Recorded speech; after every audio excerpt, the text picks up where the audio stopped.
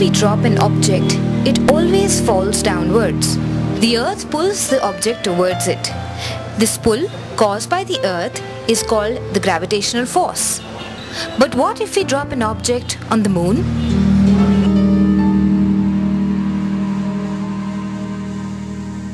Earth has gravity, we are standing, sitting, sleeping. Okay, but on moon, what will happen? So imagine you are sleeping on moon. So you won't be sleeping in your bed, so you would be floating in the air.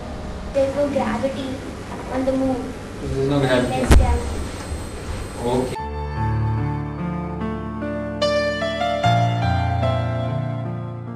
Gravity as a concept, children are introduced to this when they are in their 5th standard and they learn about different kinds of forces.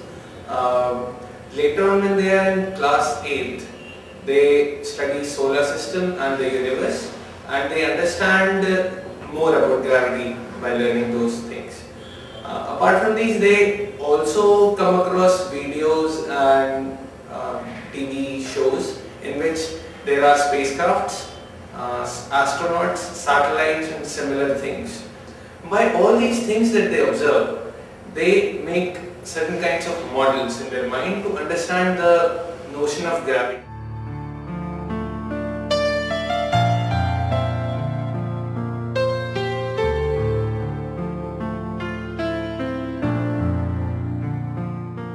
I feel the answer is float away because when you are in earth, the gravity pulls you down, and when you are in moon there is no gravity, so if you throw the pen on the moon it will float away. I think the answer is B because there is no gravity, so I think the pen will float where it is. Okay, how do you know there is no gravity on the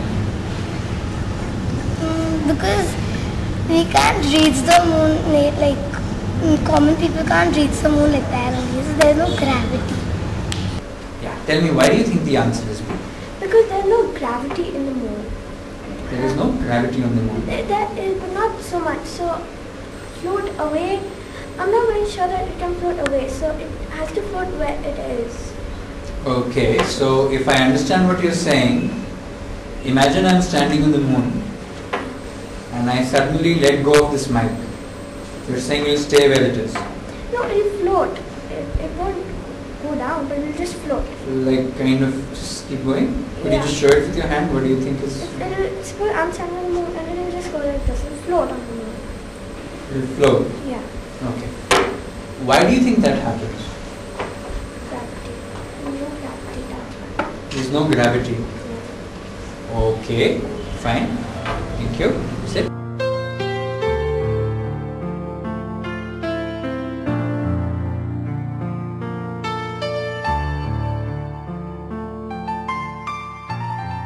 The gravity on moon is 1/6 that of the gravity on earth, so I think it just floats. Okay.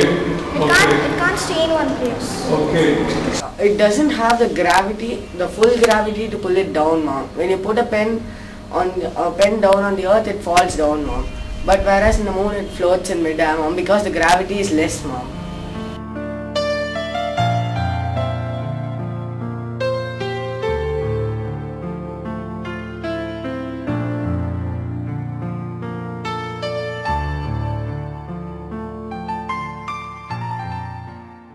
The pull, gravity, depends on the weight of the object also? Yes. Okay. So, what if I have a hammer, iron hammer, and a pen on moon? I have pen in one hand and iron hammer in another hand. If I throw both of them, the hammer will reach the ground first, because higher the mass, higher the gravitational. can you repeat that answer? Higher the mass, for example, an apple. If it falls from a tree, it reaches the ground within a second or 5 seconds. And if we throw a leaf, or if we put a leaf from the tree top, it will reach within. It will take just at least 1 minute to reach the ground. So lesser the mass or weight, lesser the gravitational pull. I think that weight is only a factor as to how fast it falls to the ground. If it's very heavy, then it will fall faster. If it is light, it will fall slowly.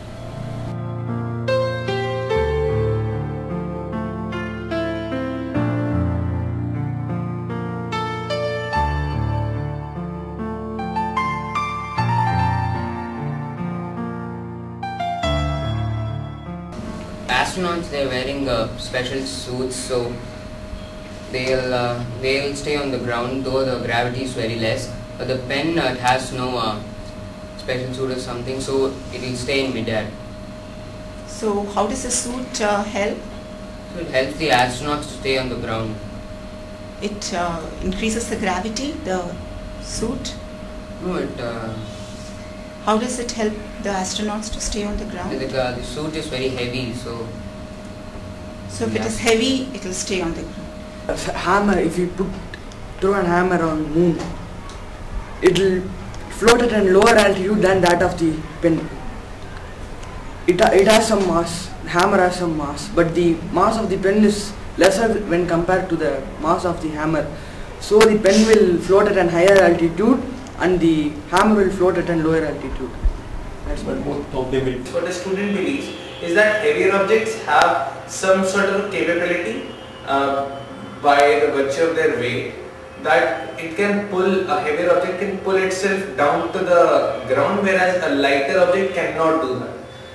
What they fail to understand is that both the heavy object and the light object will come down to the ground, and this is by the virtue of its weight, no doubt. But this weight itself is the pull due to gravity, and like every... I disagree with A. Okay. What is your answer? My answer is B. B. Okay. And why do you disagree with A? Because there is no enough air to be floating, float away like that. Okay. And if we human beings, we would have tried like moving forward something like that. And since it is a non-living thing, it can't do any effort like that. An object needs to exert force to move around, and moon, as we know, doesn't have as much gravity as well. Okay. Sunita Williams and her crew floated on because they move. They exert some sort of force.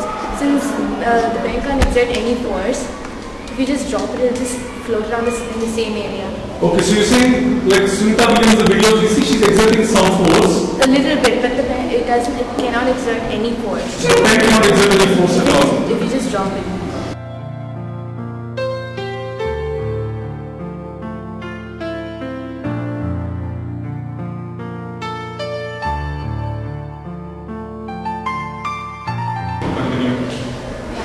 If it floats away a little more than the moon, then Earth's gravity is stronger, so it comes falling towards the Earth.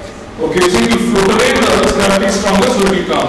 So if he exerts any force on the pen, then and he drops it, then it will fall towards the moon. If he exerts any force? Yeah, if he like throws it. Okay, if he throws it like this, it will fall. If he just leaves it, it will go floating or slowly. It will go floating. Yeah. Could I relate it with something else? Yeah, sure. We have studied about atoms, that the protons and the neutrons are there in one sphere and the electrons rotate around it. They are also attracted to the protons, but then it naturally occurs, it has an orbit, it is attracted as well as it rotates around the nucleus. This is because it is attracted.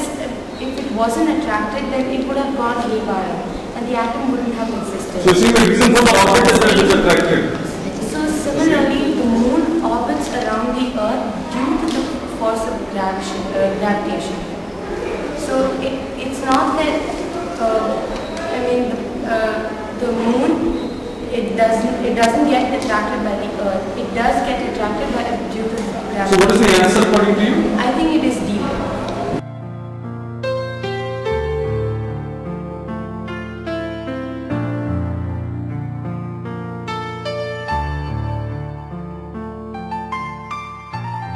Suppose I take this pen to the surface of the moon and drop it there.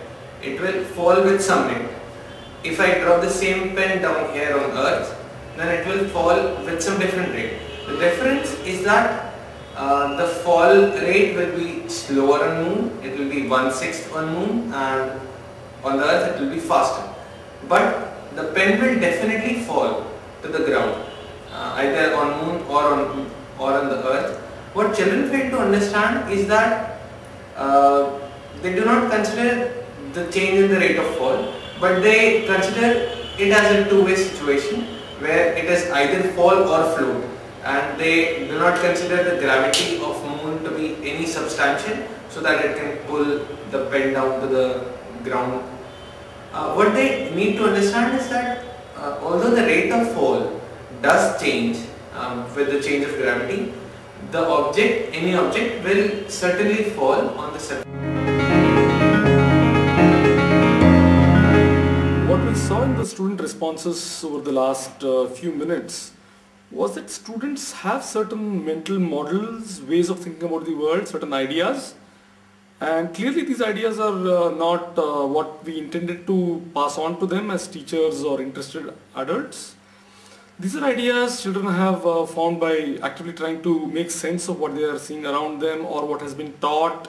What is however important to understand here is that the instinctual reaction of adults or teachers when they see these kind of responses is to say that, let me explain this again, let me explain this more clearly, 2 times if not thrice. This is bound to fail. So what we find is that it's extremely important for a teacher to listen first, find out what is already on the child's mind, to then help the child to review the correctness of this idea, weigh it against other ways of thinking, other mental models, to really be able to say that no, this didn't work and this is a better way of looking at things. And our hope is that teachers start doing this based on seeing films like this. You have seen just one concept, but there are several such ideas across class levels, across topics. And this is our hope, that teachers will become active listeners and we will have a chance to teach our children better.